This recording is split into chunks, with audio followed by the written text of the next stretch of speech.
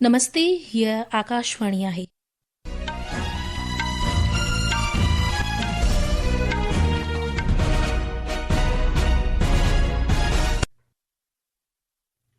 सिंधी समाचारनि सां मां ज्योति फुलवाणी। सभ खां अवल ॿुधंदासीं ख़ासि ख़बरूं।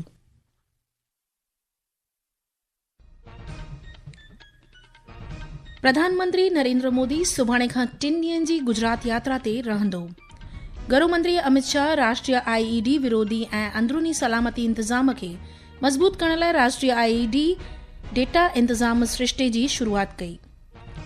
दिल्लीअ जी राउज़ एवेन्यू अदालत रेलवे में नौकरी जे बदिले ज़मीन भ्रष्टाचार मामले में राष्ट्रीय जनता दल अध्यक्ष लालू प्रसाद ऐं संदसि कुटुंबियुनि जे मेंबरनि ख़िलाफ़ इल्ज़ाम लॻाया। वॾे वज़ीर डॉक्टर एस जयशंकर मौजूदा आलमी विकास कार्यनि जे मद्देनज़र भारत फ्रांस भाईवारीअ ते चर्चा लाइ फ्रांस जे राष्ट्रपति सां मुलाक़ात कई। ईरान में सरकार ख़िलाफ़ मुज़ाहिरा अॼु 13 ॾींहं बि जारी। 31 ज़िलनि में इंटरनेट शेवाऊं बंदि कयूं वयूं। ख़बरूं तफ़सीलवार। प्रधानमंत्री नरेंद्र मोदी सुभाणे खां 3 ॾींहनि जे गुजरात यात्रा ते रहंदो। श्री मोदी शाम जो सोमनाथ पहुची ओंकार मंत्रोच्चारण में शामिल थींदो। हू सोमनाथ मंदर में ड्रोन शो जो बि लुत्फ़ वठंदो। ध्यानु ॾियारियूं त प्रधानमंत्रीअ जो आर्तवार ॾींहुं शौर्य यात्रा में बि शिरकत करण जो प्रोग्राम आहे। इहा यात्रा सोमनाथ मंदर जी हिफ़ाज़त लाइ पंहिंजी हयाती कुर्बान कंदड़नि जे सम्मान में मुंतज़िम कई वई आहे। हिकु रिपोर्ट असांजे नुमाइंदे खां।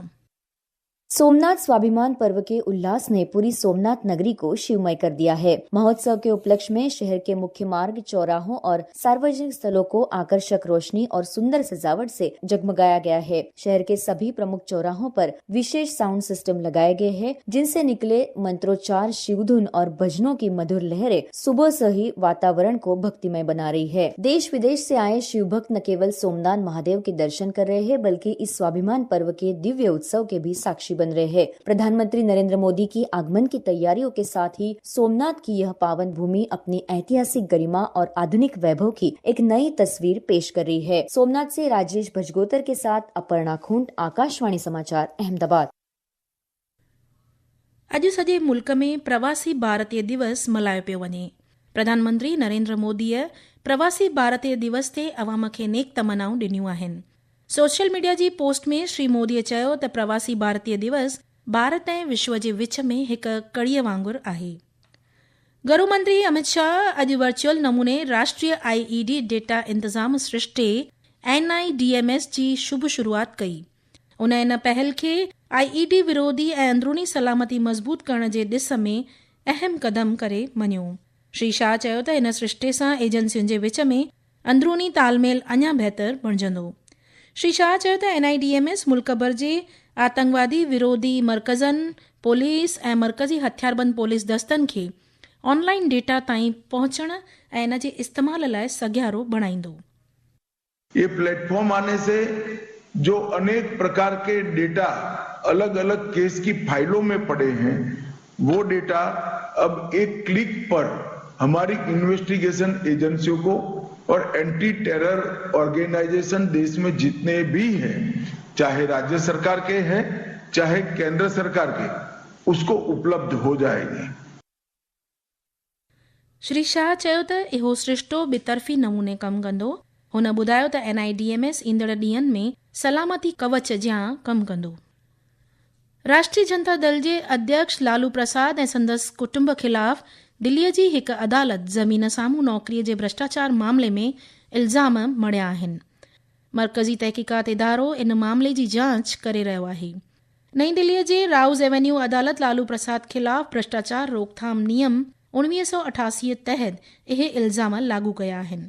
ख़ासि जज चयो त लालू प्रसाद ऐं संदसि कुटुंब जे मेंबरनि इहा जालसाज़ी रची ऐं मुबैना तौर ते ज़मीन हासिल करण जे मक़सद सां रेलवे में रोज़गार खे हिकु ज़रियो बणायो।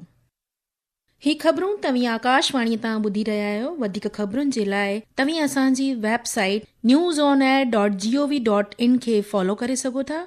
इहे ख़बरूं तव्हीं असांजी YouTube channel air news Gujarat ते बि ॿुधी सघो था।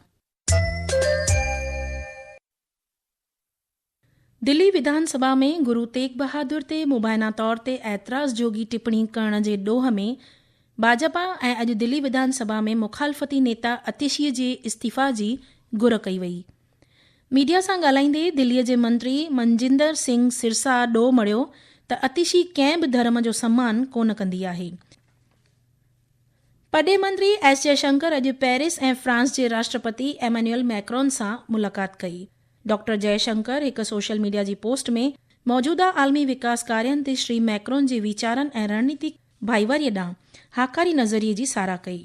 ॿिन्ही अॻवाननि इन मौक़े ते गणकतबी ऐं रणनीतिक ख़ुदमुख़्तियारीअ खे औज ॾींदड़ भारत फ्रांस भाईवारीअ जी अहमियत ते चर्चा कई। ईरान में मुज़ाहिरनि खे 13 ॾींहं थी चुका आहिनि। रियाल जे घटिजंदड़ क़ीमत ऐं वधंदड़ महांगाईअ जे विरोध में शुरू थियल इहे मुज़ाहिरा हाणे अमलदारनि लाइ सियासी ललकारूं बणिजी चुका आहिनि। ध्यानु ॾियारियूं त पद तां बर्ख़ास्त थियल युवराज राजा पहलवी जी कोठ ते अवाम विरोध प्रदर्शन में हिस्सो वरितो। हिकु रिपोर्ट असांजे नुमाइंदे खां। निर्वासित युवराज रजा पहलवी ने ईरानियों से 2 रातों तक रैली करने का आग्रह किया है। राजधानी तेहरान और कई अन्य शहरों में कल इसका पालन करते हुए पूर्व राजशाही के समर्थन में नारे लगाए गए। रजा पहलवी ईरान के अंतिम सम्राट मोहम्मद रजा शाह पहलवी के सबसे बड़े बेटे हैं और 1979 की इस्लामी क्रांति के बाद से निर्वासन में हैं। मुख्य रूप से अमेरिका में रहने वाले रजा पहलवी ने ईरान में धर्मनिरपेक्ष लोकतंत्र, मानवाधिकारों और सत्ता के शांतिपूर्ण हस्तांतरण का समर्थन करने वाले एक प्रमुख विपक्षी नेता के रूप में खुद को स्थापित किया है। रजा पहलवी ने ईरानी प्रदर्शनकारियों के लिए अंतर्राष्ट्रीय समर्थन और देश के अंदर तथा बाहर जनमत जुटाने के लिए मीडिया और सोशल मीडिया पर सक्रिय रूप से अपनी उपस्थिति दर्ज की है। दुबई से विनोद कुमार की रिपोर्ट के साथ समाचार कक्ष से जागृति शर्मा। रांदियुनि रुख वराईंदे क्रिकेट में महिला प्रीमियर लीग WPL 2026 जो चोथों सीज़न अॼु खां शुरू थी रहियो आहे। नवी मुंबई जे DY पाटिल स्पोर्ट्स अकेडमीअ में पहिरीं मैच रॉयल चैलेंजर्स बैंगलोर ऐं मुंबई इंडियंस जे विच में शाम 7:30 बजे खेॾी वेंदी। ऐं बैडमिंटन में भारत जी PV Sindhu Malaysia open super badminton tournament जे महिला सिंगल्स जे सेमीफाइनल में पहुती आहे। वाणिज्य उद्योग मंत्री पीयूष गोयल अॼु ब्रसेल्स में यूरोपीय जमायत जे वापार ऐं माली सुरक्षा कमिश्नर सां आला सतही ॻाल्हि ॿोल कई। ॼाण ऐं नशरियात मंत्री अश्विनी वैष्णव चयो आहे त प्रसार भारती जे वेव्स प्लेटफॉर्म खे आलमी सतह ते वसीअ साराह मिली आहे ऐं इन सबबि 5000 करोड़ रुपयनि जो अंतर्राष्ट्रीय वापार थियो आहे। जम्मू कश्मीर जे सांबा ज़िले में सलामती टुकड़ियुनि अॼु शकमंद सरगर्मियुनि जे ॼाण हासिल थियण बैदि ॻोल्हा अभियान शुरू कयो। आकाशवाणी जम्मू जे खातूअ ॿुधायो त कटली एराज़ीअ में हथियारनि सां लैस हिकु शकमंद शख़्स जे बारे में ॼाण मिलण बैदि इहो अभियान शुरू कयो वियो। ख़ासि अभियान मेड़ पुलिस ऐं CRPF जी हिकु गॾियल मेड़ जम्मूअ जे मीरा साहिब सरहदी खिते में गॾियल जांच अभियान पिणु हलायो। आख़िर में ख़ासि ख़बरूं हिकु बार ॿीहर ॿुधंदा। प्रधानमंत्री नरेंद्र मोदी सुभाणे खां 3 ॾींहंनि जी गुजरात यात्रा ते रहंदो। गृह मंत्री अमित शाह राष्ट्रीय IED विरोधी अंदरूनी सलामती इंतज़ाम खे मज़बूत करण लाइ राष्ट्रीय IED डेटा इंतज़ाम सृष्टि जी शुरूआत कई। दिल्लीअ जे राउज़ एवेन्यू अदालत रेलवे में नौकरी जे बदिले ज़मीन भ्रष्टाचार मामले में राष्ट्रीय जनता दल अध्यक्ष लालू प्रसाद ऐं संदसि कुटुंबियुनि जे मेंबरनि ख़िलाफ़ इल्ज़ाम मढ़िया। पॾे वज़ीर डॉक्टर एस जयशंकर मौजूदा आलमी विकास कार्यनि जे मद्देनज़र भारत फ्रांस भाईवारी ते चर्चा लाइ फ्रांस जे राष्ट्रपति सां मुलाक़ात कई। ईरान में सरकार ख़िलाफ़ मुज़ाहिरा अॼु 13 ॾींहं बि जारी। 31 ज़िलनि में इंटरनेट शेवाऊं बंदि कयूं वयूं। ख़बरुनि जो इहो अंक ते पूरो थियो। हाणे तव्हीं सुभाणे सुबुह 8:40 ते सिंधी समाचार ॿुधी सघंदा। नमस्ते।